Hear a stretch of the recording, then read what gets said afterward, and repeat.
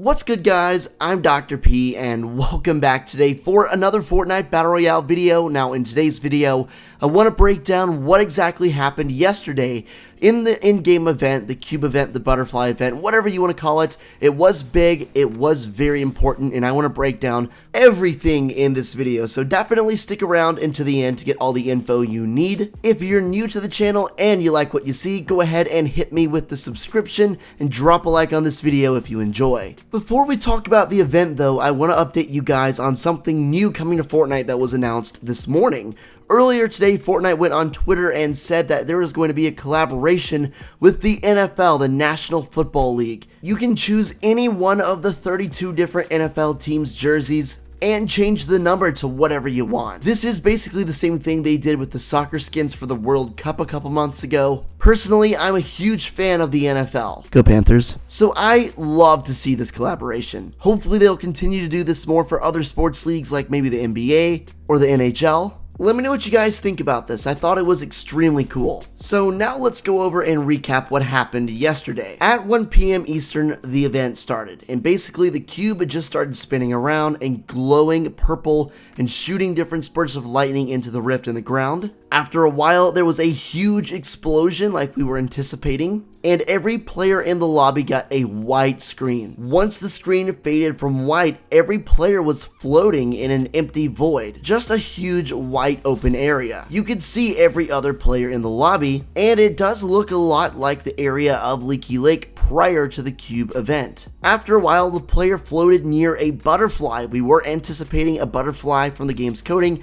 and it did turn out to be that. The butterfly flapped its wings, and then the player reached its hand out and held the butterfly in its hand. After staring at it for a while, the screen faded back to white, and then the player dropped from the sky. Leaky Lake had been transformed after that, and you can see there is a completely new island in the game. There are actually a ton of different islands, and even a giant rainbow in the sky. My guess is the rainbow symbolizes all the evil has now left the game. The Fortnitemares event is over. Kevin the Cube, who was the source of all the evil, is gone, and everything is back to normal. I've seen a lot of people try and dissect what exactly the butterfly means, because clearly it was one of the most important things of that whole event. You know, whatever Kevin did, whatever was going on there, the explosion transported us to a new area where the butterfly was the single most important piece. The butterfly had the power to transport us back to Fortnite and to reverse everything that had been going on negatively in the game, at least in terms of evil. Naturally, as I do for these things, I go on Reddit and I go on social media and I try and look at what other people say, and I've seen a lot of people suggest that the butterfly itself could just be a metaphor, a reference to the butterfly effect, which essentially just means small events can have a very large effect. Which kind of makes sense in multiple different ways. For one, the butterfly is a small object, but clearly it had a huge effect. It transported us and deleted everything wrong the cube had done. But on the other hand, you could also just say, yeah, so the comet back in season 3 and then when it hit in season 4 started this huge chain reaction that led us to this point we're in now. So that one small event led us to all this. Another really interesting point I want to bring up about this event is whenever the players all got transported back to the map after the butterfly teleported them away, everyone was dropped back over Salty Springs, directly over Salty Springs. So I thought to myself, what could this mean? What's the significance of everyone going back right over Salty?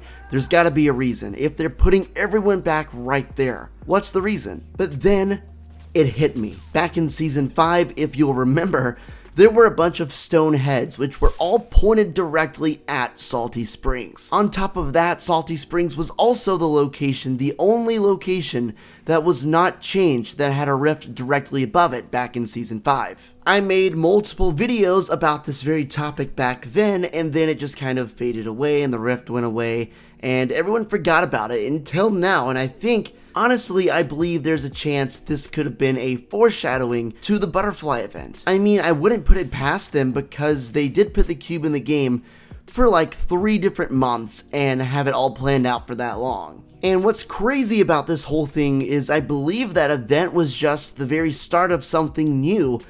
And the reason I think that is because yesterday on Twitter, right before the event, Donald Mustard, who is one of the main guys over at Epic, said specifically this cube event is the end of the beginning. If what we just saw, this whole 3-month cube event and the build up and then that finale was, just getting started, was just the beginning, I don't even want to know what's ahead. We could have literally some insane stuff. And what's crazy is Fortnite is still just as big as ever. You might think Fortnite started to fall off since, its huge explosion this past year, but it's still like regularly #1 on Twitch and a highly played game all around. The event yesterday had multiple millions across all platforms watching this event, which is just absolutely wild. We need more live events like this in Fortnite. They're just so fun to watch, to stream, to make. It's probably just a great experience all around for every party involved, and it does nothing but get the hype up for their game, which is free and has a lot of players. Definitely drop your theories in the comment section below about what you think this whole thing means. I, of course, will keep researching, will keep listening to you guys, and try and formulate the best theories I can for future videos. Literally just a few moments ago, as I was recording this video, in the process of it anyway, I got a notification, I looked down, I saw it was from Fortnite, and I hopped on it. So we're getting the version 6.22 update tomorrow. Downtime begins tomorrow, Tuesday, November 6th at 4 a.m. Eastern. We are most likely going to be getting a new loading screen that's going to give us a ton of information about the story and hopefully provide some clarity and give us some answers for what happened with the cube event. I'm really hoping that's what happens, and I think there's a good chance it will. And aside from that, there's also an extremely high chance that we'll start to get some leaks about the hunting party skin and finally start to piece together who and what it might actually be. Like I pointed out earlier in the video, Epic says it's just the beginning. It's literally just the end of the beginning.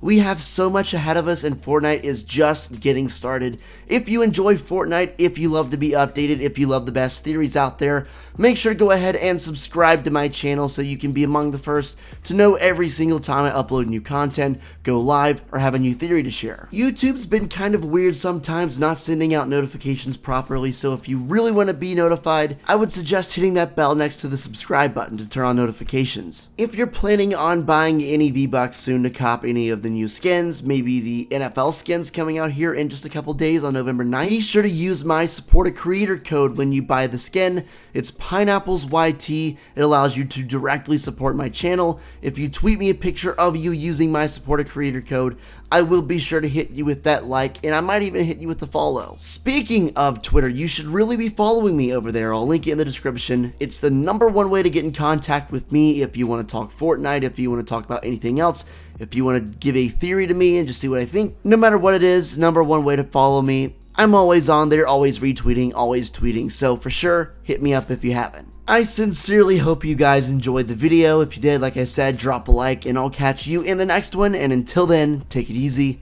and peace out.